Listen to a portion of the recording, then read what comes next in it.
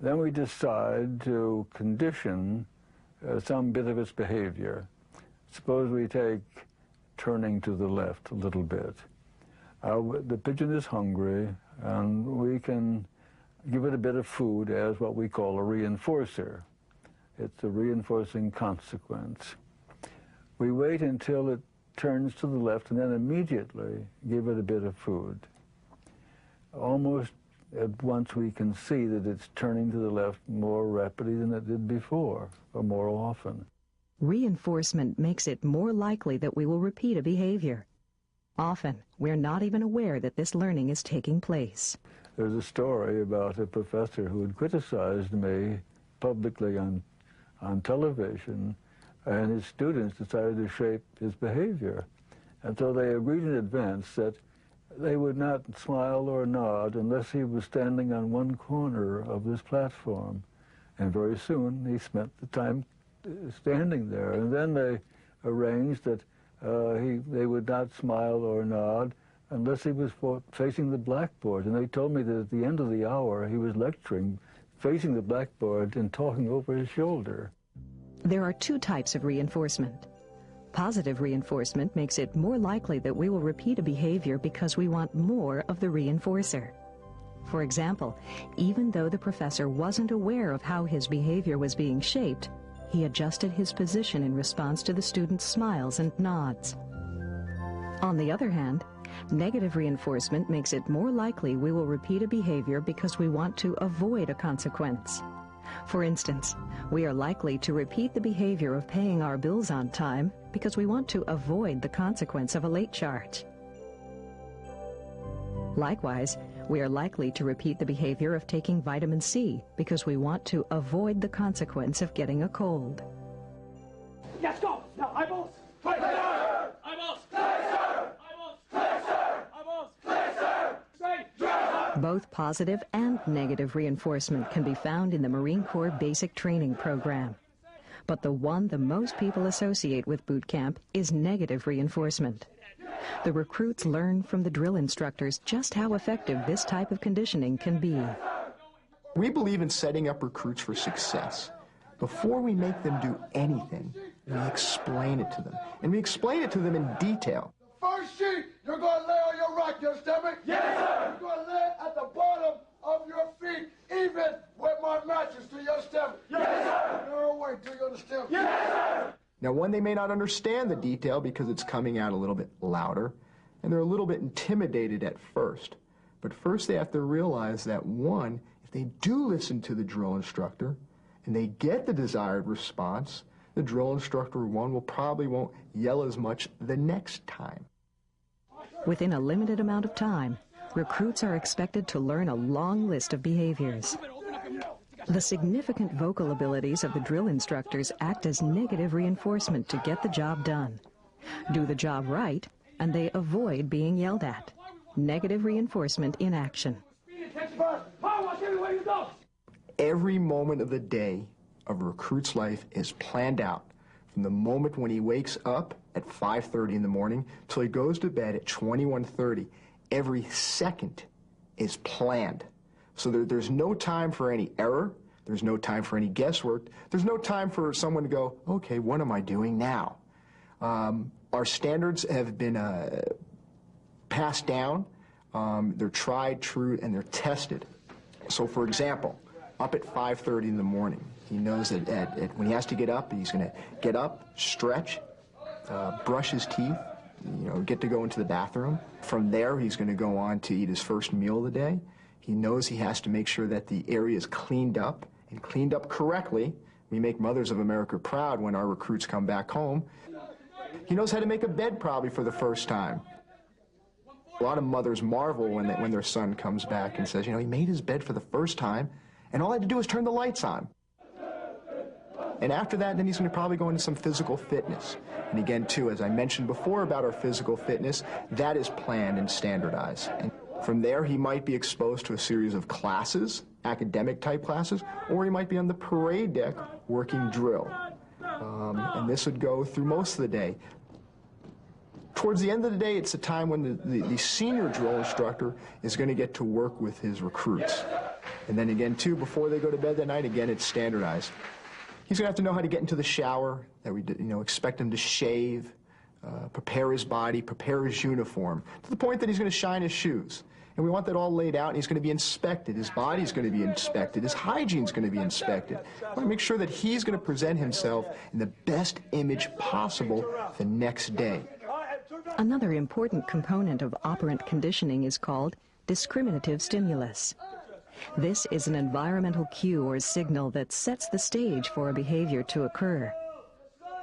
For example, we wouldn't answer a telephone unless it were ringing. Why not? Because there would be no one there. We would not be reinforced for answering it. The ringing is a cue, a discriminative stimulus. When we hear ringing, we are likely to pick up the phone because someone will be there. In other words, because we will be positively reinforced for doing so. We discriminate between the stimuli of a ringing and non-ringing phone. Likewise, an 18-year-old male is unlikely to make a bed so quickly for his mother. The presence of the Marine drill instructor is a discriminative stimulus that cues the different behavior. You're moving entirely too slow. Why are you... Stop moving right now. You better get your head now straight to the front. Why are you moving so goddamn slow? You better stop moving a whole lot faster. You understand me? Yes, sir! The role of the drill instructor is almost preordained before they get to recruit training, because they know that the drill instructor is, one, a disciplinarian. Our recruiters, the job they do to prepare a recruit before he comes to recruit training, sits there and says, hey, you're not going to summer Boy Scout camp. You're going to be meeting the infamous Marine drill instructor. By the same token, recruits quickly learn they can relax a little around the senior drill instructor. The different discriminative stimulus leads to a different behavior. Now, the hierarchy of how drill instructors work is they're going to have someone that's a senior drill instructor. And he's filling the all-encompassing role of, one, he's in charge of the recruits, and he's the man responsible directly for their training.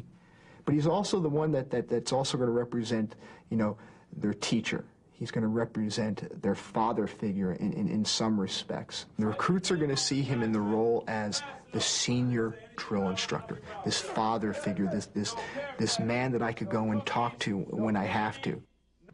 Although negative reinforcement is the overwhelming choice for Marine Corps drill instructors, examples of positive reinforcement can be found, and they are often delivered by the senior drill instructor. In my senior drill instructor creed, I tell the recruits that I'm still going to be there even when they quit on themselves.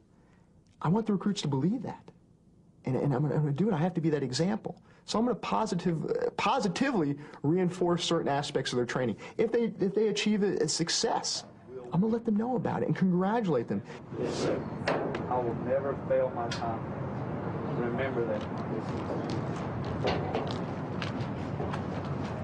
At recruit training, we have a system of rewards that the recruits receive, and there's trophies that they could achieve if they win certain events. And it's bragging rights between other platoons. So we create and we foster competition here, because the recruits are learning how to succeed.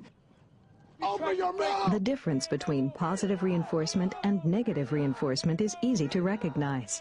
However, many people confuse negative reinforcement with punishment. In fact, they produce opposite effects on behavior. Negative reinforcement makes it more likely that we will repeat a certain behavior, such as making a bed correctly so we don't get yelled at. Punishment, on the other hand, makes it less likely that we will repeat a behavior. For example, a recruit who is punished for looking away from the drill instructor is less likely to look away from him the next time. We have a system we call incentive training. And this is one of the many tools that a drill instructor has as far as meting out discipline. An example of incentive training is, say the group, the entire platoon of recruits, maybe they're just, that day they're not performing up to an achievable standard. They might be a little bit slower. They may not be sounding off loud enough to the drill instructor. At the discretion of the senior drill instructor, he'll take him over to an area and make him go through a very ritualized set of upper body exercise over a certain amount of time. And usually the recruits understand that they disappointed the senior drill instructor, and he has to sit there and take time from his day to stop this ritualized training that we're doing and waste time to met out the discipline. So recruits will feel bad. And they're like, we disappointed him. The end state that we hope a recruit leaves here after achieving, with an incentive training is to understand that if you mess up in the Marine Corps, you're going to be disciplined, you're going to be corrected, and then you're going to be expected not to make the same mistake twice. Although punishment may decrease undesirable behaviors, it does have its drawbacks. Punishment alone does not offer long-term solutions. Once the punishment is withdrawn, undesirable behaviors often reoccur. Skinner himself considered positive reinforcement to be a vastly preferred alternative. Punishment works, but punishment can only be justified if you continue to look for other ways, and they will be through the use of positive reinforcement.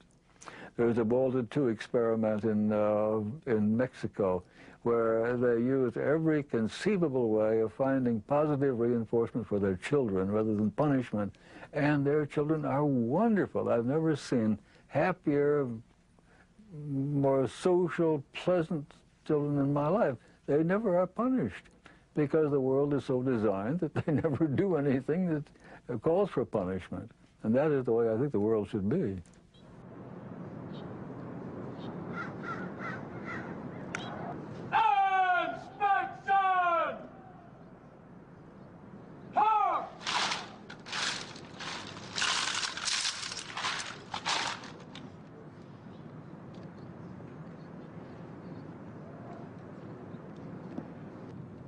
Time and again, the principles of classical and operant conditioning have demonstrated their effectiveness and have helped us to understand how we learn.